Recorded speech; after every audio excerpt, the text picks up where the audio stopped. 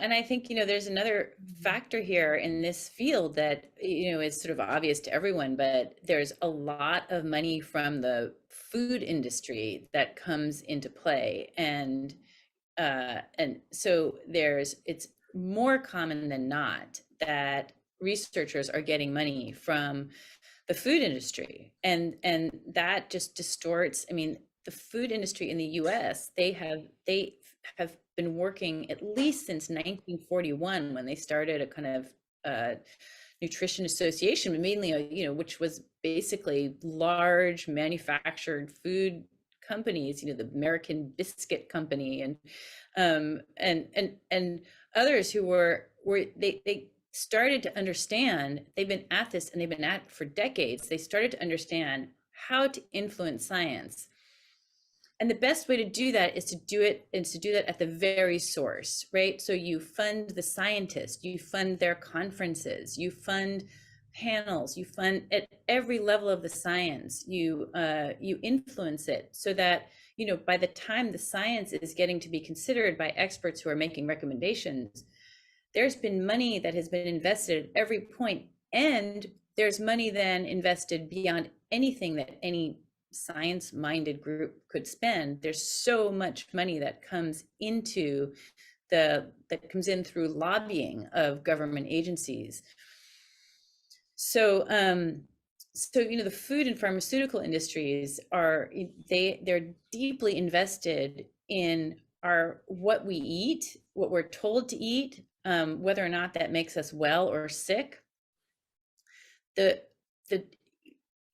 As our economies have suffered in the last few years, I mean, the greatest growth industry in our countries, certainly in the US, is sickness. That is, if you go into any town in America where the life has been sucked out of the main street and the downtown, and what is the spanking new building in town is the dialysis center, or the new cancer wing of a hospital. I mean, sickness is a huge growth industry. We spend like $1 billion a day in our country just on diabetes alone. Jesus. So that's where the money is. Yeah. And there's just no question that influences our ability to do good science and have that science be heard in this world of nutrition and health. Yeah, that was one of the things too that I wanted to get into this sort of field as well, because I want the opposite. Like I really want to put a lot of doctors out of business. Like that's actually one of my main goals is to have them have a lot less to do, because we have all these people basically spinning their wheels, treating diseases that don't need to exist. They shouldn't be there. We're getting sick because we're eating stupid things, and this is causing basically a poison effect. We're eating poison, we're getting poisoned, and we're treating this as if it's a disease, and we're making de novo drugs to mitigate the damage and have you die slowly over 40 years, as opposed to just removing the stimulus in the first place and just getting rid of the problem. I think that we could get a lot of brain power and a lot of money pointed in very different, actually useful directions, and be much better off for it. And, it sounds like, putting people out of business or whatever. I'm happy with that. They can go and do something productive. I'll do the same, I like trauma surgery. So, I'm in neurosurgery, and I actually really like trauma surgery. And so I think I'm okay on that end, because there'll always be, drunk idiots, but that need to get half their skull taken off. But, it's, I think that's what we need to get back to. We need to get back to actually treating problems as they arise, and not manufacturing them so that we can then treat them.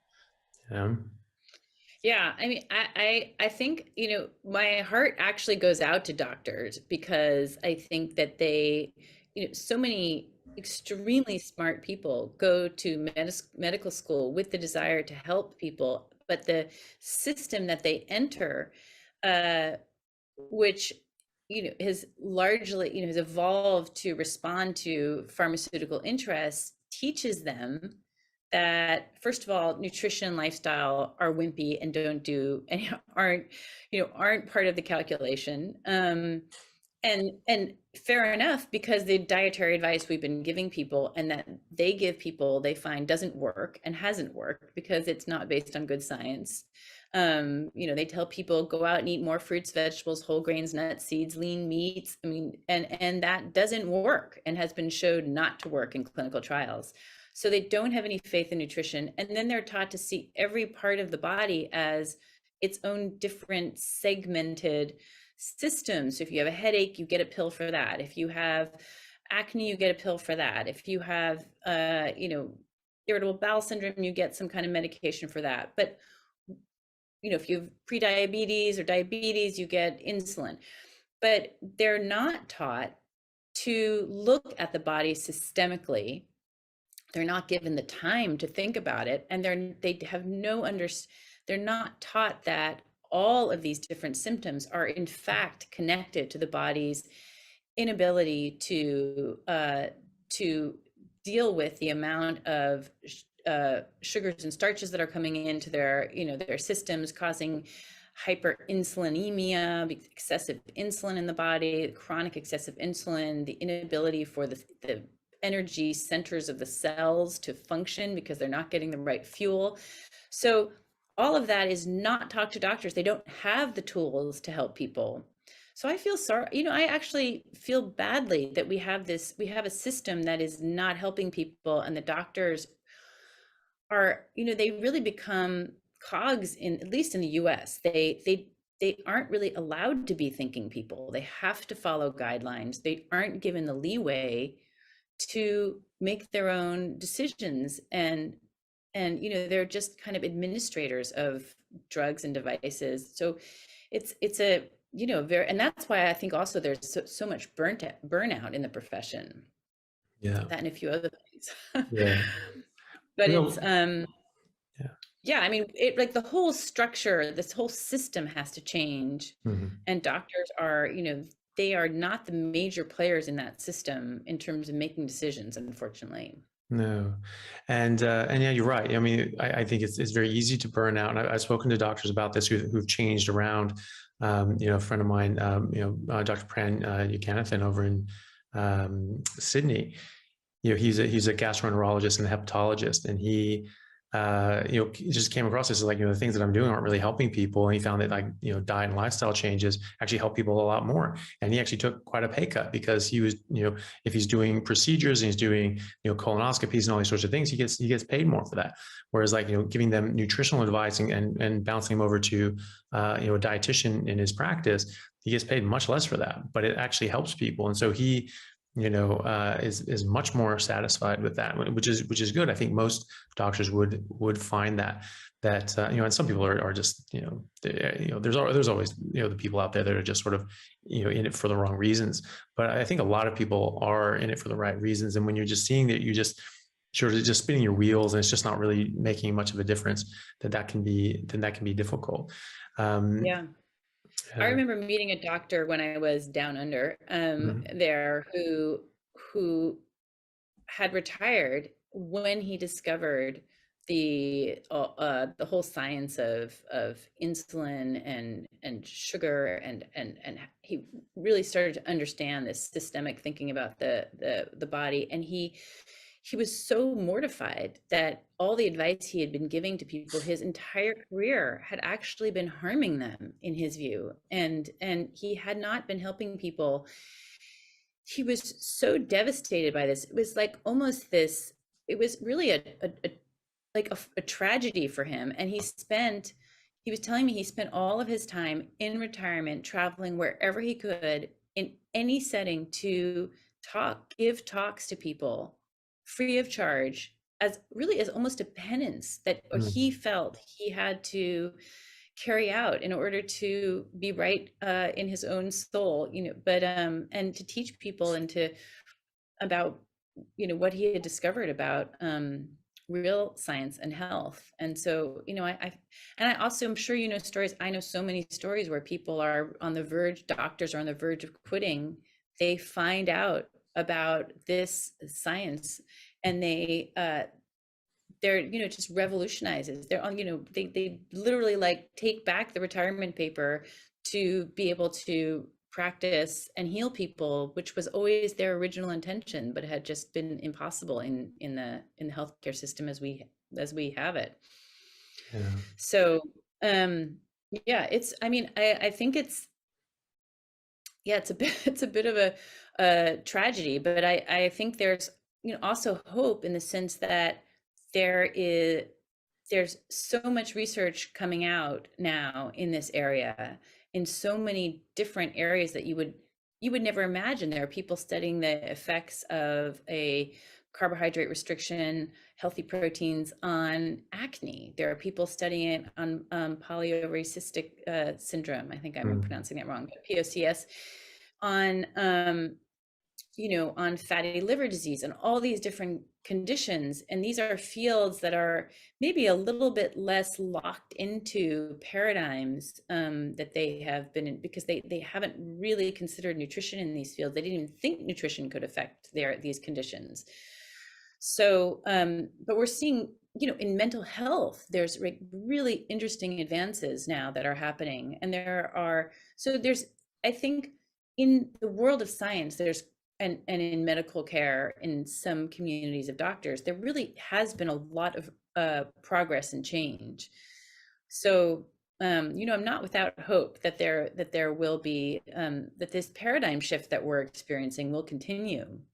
Yeah. I don't know what your thoughts are about that, but curious to hear. No, I certainly think so. And I think probably in the next, I think it had to start grassroots, right? It wasn't going to come top down. And so, enough people had to become, made aware of this, and enough people like yourself, had to speak out and really, really dig into the data, and then, publish it and write books on it and do talks, and then have discussions on YouTube and things like that. And then just get this out by word of mouth.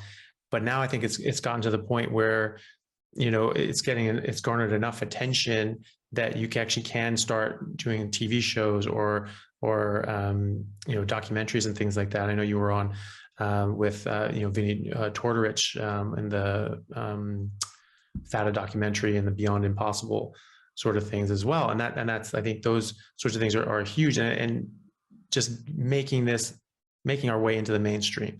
I think it has done that. I speak to a lot of doctors that I just come across, and they're very, very receptive, to what I have to say. And a lot of them will just come up to me randomly, say, "Hey, you that guy that you just only eat meat, right?" And you're like, "Yeah, I do." And they'll just ask me about it, and we'll talk about it. And I have a lot of doctors in my department that are now, fully meat based, like just carnivore altogether, and others, and everyone else has just, increased their intake of meat dramatically, and which is great. And so you do start seeing this, and then talking about cholesterol and heart disease, and a lot of people are like, "Yeah, I never bought that in the first place." That just seemed like rubbish to me, and now they're just being a bit more free to talk about it. When I first moved to Australia, it was like I had like 5 heads. People were like, "You do what?" Because the vegan movement here was so strong, and you talk about like the regulations and people just sort of regurgitating guidelines in America. It's even worse in Australia, because the regulatory body here, APRA, is very, very vigilant, and if you get on the wrong side of them, they will make you pay for it. And so people really have to toe that line, or risk the wrath of the licensing body. So people are quite worried about that. But when I first got here, like no one had heard of this. No one had even considered like an all meat diet. And so I was talking about it quite a lot, because people were just shocked by what I was doing. But now, I talk to people, and I'm, sort of having, lunch at the hospital, and I just have like a pile of eggs and bacon. And someone asked me like, "Oh, well, well, that's a lot of meat. That's a lot of eggs. You try and get your protein up." I was like, "Well, I just don't eat anything else." And they're like, "Oh yeah, are you doing a carnivore diet?" And I was like, "Yeah." It's like, "Oh yeah, my brother's doing that. Like he lost a bunch of weight and like really likes it and all that sort of stuff." So now people actually know about it, and they know about it by name. And now, people have to go on different platforms and talk trash about it, and have to say like, "Oh, this is really bad. This isn't sustainable for these reasons." But, 2 years ago, it wasn't even on the radar. It wasn't big enough for them to even, speak disparagingly of it, because it just wasn't popular enough. So now I think that, that is starting to turn the corner. People are starting to wake up, and they are starting to, look at your work and people like you's work. They're showing up like this was based in nonsense, and this isn't actually what the studies show. And then they try it for themselves and go, my God, I just feel so much better. And they're reversing their issues. They're reversing their, weight gain and diabetes. And a lot of people are, actually, treating cancer this way. I spoke with a professor from Boston College, Thomas Seyfried. He's like published over like 150 peer-reviewed, journal articles and studies on this subject. And he's just really showing, he's just like, look, if you know cancer biology, you realize that, if you have healthy mitochondria, you cannot get cancer. And if you do have cancer, the last thing you want to be doing is eating carbohydrates, because they require 400 times the amount of glucose to run as do our other cells, and they cannot run on ketones. And so if you're in ketosis and you have low blood sugar, you're starving out your cancer cells. So this is just a no-brainer in his mind. And so I think that it is coming to the forefront. And I'm hopeful that in the next sort of 5 years, this is going to be a more of a mainstream notion that, like, that diet is really a major factor in our health, and not the way that we've ever been told it was. Yeah, I think, I mean, I just basically agree with you on everything that you're saying. And it's, I think there really is this, on the one hand, this growing body of science and clinicians and people who are finding unprecedented levels of success with this approach. And then there's a huge mammoth group of moneyed interests who are against health or are pro-vegan due to environmental factors, and this is the kind of the clash that we're seeing out there.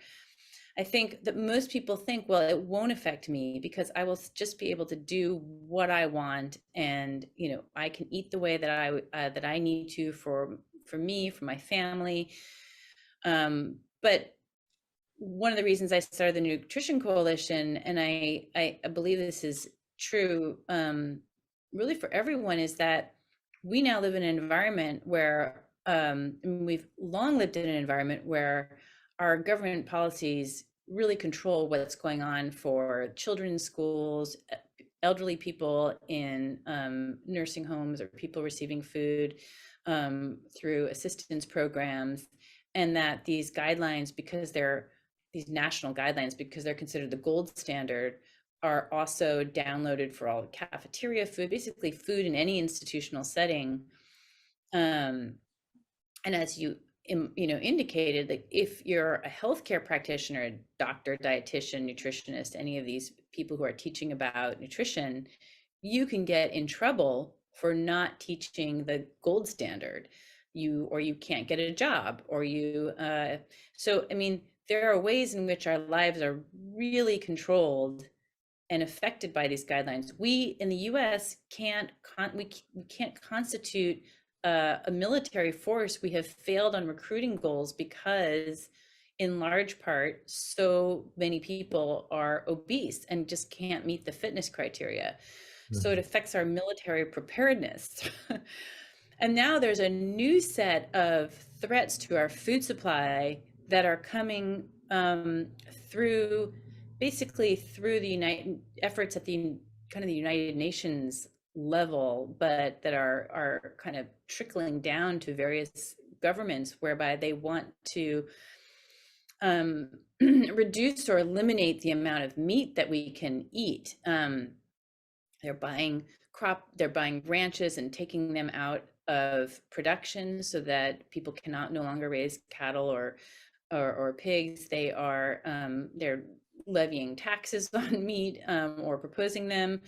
They're not allowing advertising for meat to try. There's just many different efforts to try to reduce the availability of meat, particularly beef. And that affects us because, when I go to the supermarket, I mean, I went to the supermarket the other day. I live in New York City, and a steak this big was $20. I don't know what that is in Australian currency, but Yeah. that's expensive. That is really out of the range of the average American budget. Yeah. So all of this that's happening on a political level, nationally, internationally, that does affect us, even though we might, we're trying so hard just to carve out a little world that makes sense to us and where we can feel metabolically well. But this other, what's happening politically, globally is still, it just has to be of concern to us, I think. Yeah. And why do you think that is? Why is there this huge attack on meat and beef in particular? Well, again, it's like, where do you start? But I mean, Mhm. there's definitely the very strong and powerful group of people who believe that cattle is the single most important thing you can do for climate change. I don't think we have the time to get into those claims, but I will say one really important fact about that, which is that there has never been a conference where uh, various sides of that issue, people arguing for, about how cattle may not necessarily be a cause of climate change due to many, many studies that show otherwise, or conflicting, or people representing the view that meat is nutritionally important, vitally nutritionally important for many populations, or the people arguing about the economic importance of livestock for many people's livelihoods. None of those views have ever been presented in a conference. So what we have is a viewpoint that has never been discussed and debated scientifically. That has taken off, right? That has, like, it's become accepted wisdom without any debate. That's not the way it's supposed to work. So there's the climate change forces, there's the animal rights views, which are very well funded. Many people feel very passionately about that. Why eat animals? When we're a civilized race of people. And again, people do not talk about the nutritional importance of meat. Where are you going to get your iron, folate, B vitamins? Where are you going to your source of a complete protein? Where are you going to get that if you remove animals? You can't.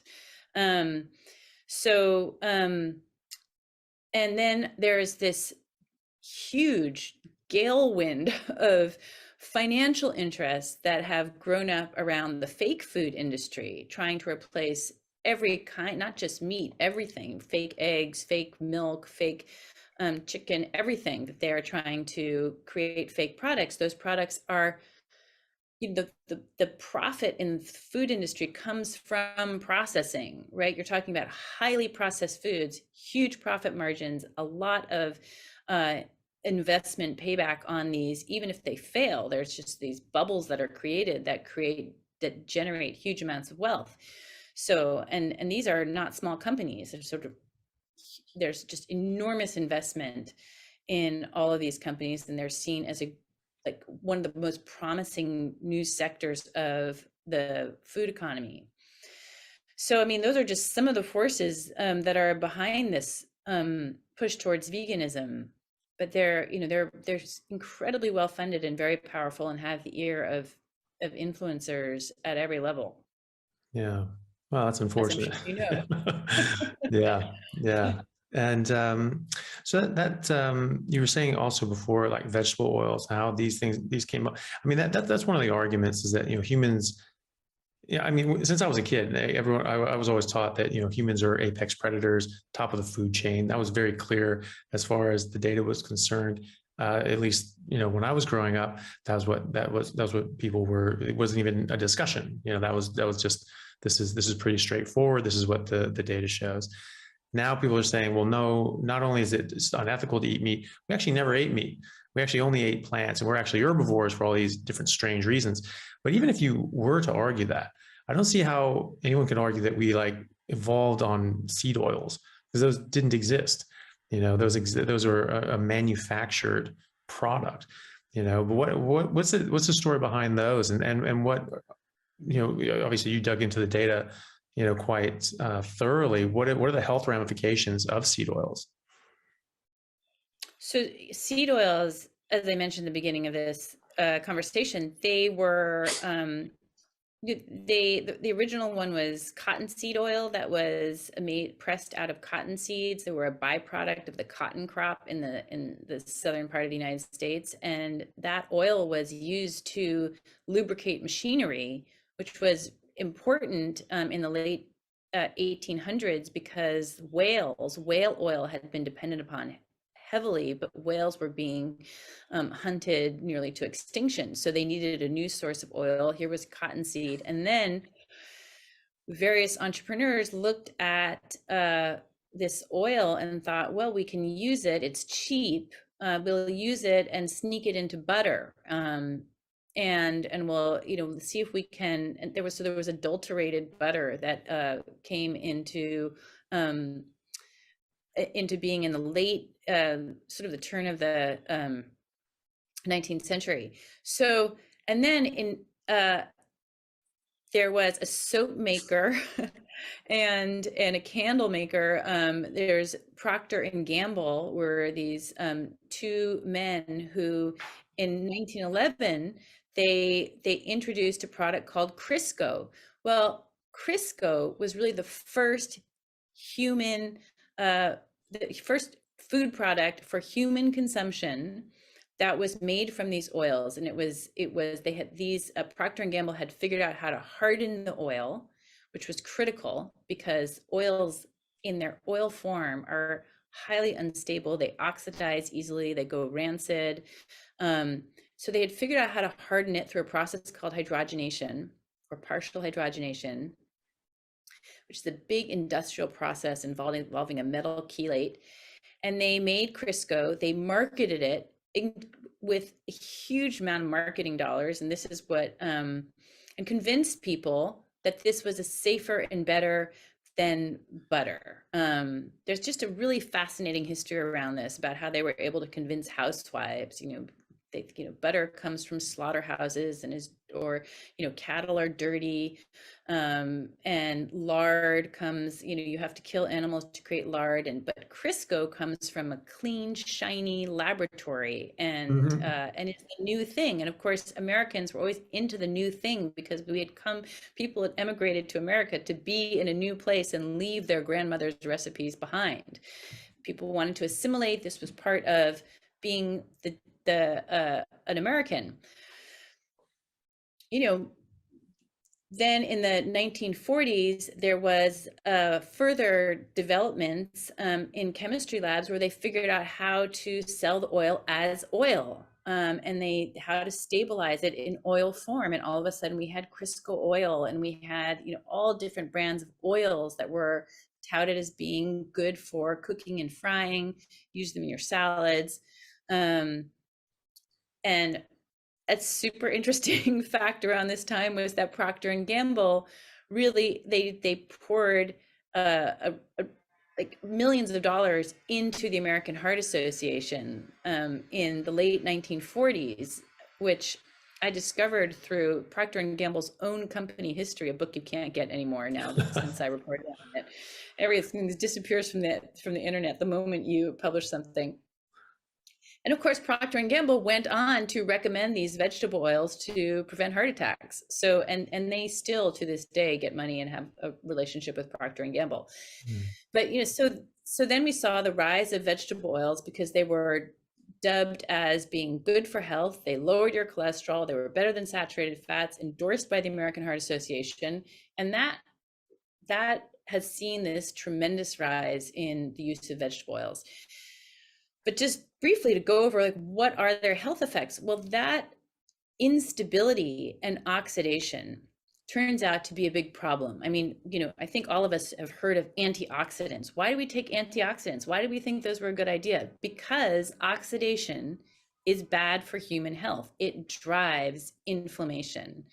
And these oils they oxidize. What that means is they basically, the molecules, their bonds kind of open up and bond with oxygen. That's oxidation. And then And this happens especially quickly if you leave an oil out in the sunlight or if they're heated. Remember, your early chemistry experiments, if you heated something, that would speed up the reaction. That happens when you heat oils. So there's a huge literature that I sort of dug up and cover in my book about the problems of heating these vegetable oils and how they create these hundreds of oxidation products. Some of them are known toxins like acrolein, which is actually identified as a toxin. So aldehydes is another one, a known toxin that is known to cause heart disease, to cause cancer. So, and those oxidative products, they enter into the food supply. That's been studied. There are over 200 oxidation products that were found in a single piece of fried chicken from Kentucky Fried Chicken. And they've also been shown to pass through the blood-brain barrier. They get into your brain.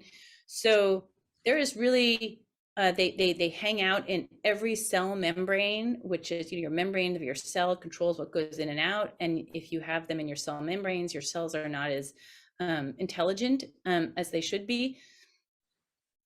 So they are, heat, especially when heated, they are very unstable and dangerous products for human health. And just one other finding, which I mentioned earlier, which is that in those large clinical trials where they had one group on the high saturated fat diet, the other group was having a high vegetable oil diet. And those studies, in 5 or 6 of those studies, they had what they call the inconvenient finding that the people on the high vegetable oil diet were dying at higher rates from cancer. Yeah. They were so concerned about that finding that there were 3 or 4 high-level meetings at the National Institutes of Health where they gathered everybody together to try to figure out what to do about this finding, and they couldn't figure it out. And there was just basically these inconclusive reports, and they said, well, we still believe we should tell people to reduce saturated fats, replace them with vegetable oils, because that's so important for our public health message. Yeah. So those findings have never been explained. And so, yeah, I mean, I think that the story of seed oils is starting to get more publicity, but it's, it remains something. And I think in the community of people who understand about sugars and starches, there's a lot of information also about seed oils, so people understand that. But all of this story and this history and these health effects I think are not yet really understood in the mainstream scientific communities.